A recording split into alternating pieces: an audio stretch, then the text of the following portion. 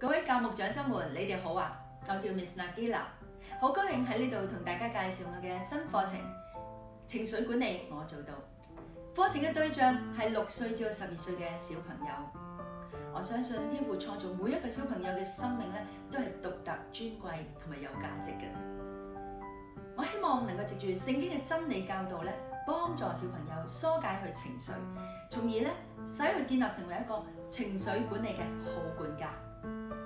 介紹一下我嘅資歷啊！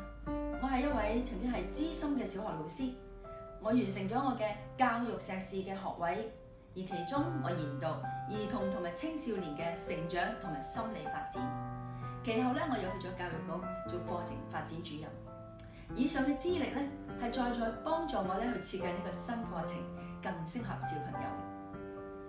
試睇下小朋友日常嘅學習，佢哋容易分心同埋拖延。有時情緒唔穩定，又會發嬲，又有時好悶悶不樂咁。嗱，呢啲情緒嘅問題咧，對於佢哋嘅成長咧係構成長遠嘅影響嘅。所以我設計呢個新課程咧，幫助小朋友去認識自己嘅情緒，而從而咧又俾佢有適當適切嘅疏導方法，使佢咧能夠喺成長路上邊咧更加有收益。嗱，我舉3個好處啊。第一，佢喺學習上邊咧會更有動力。第二，佢同人溝通咧更有信心，而第三，佢會更有勇氣面對困難同埋壓力。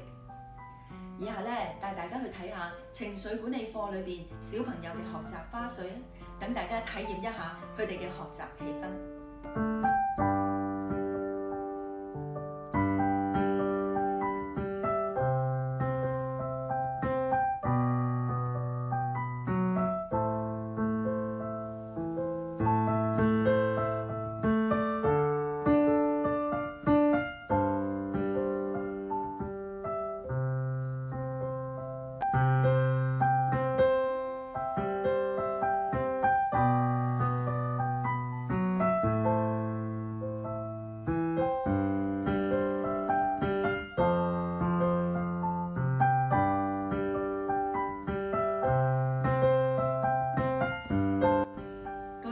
長執們，好希望能夠同大家一齊攜手努力，幫助小孩子疏導佢哋嘅情緒，使佢哋學習真理更容易。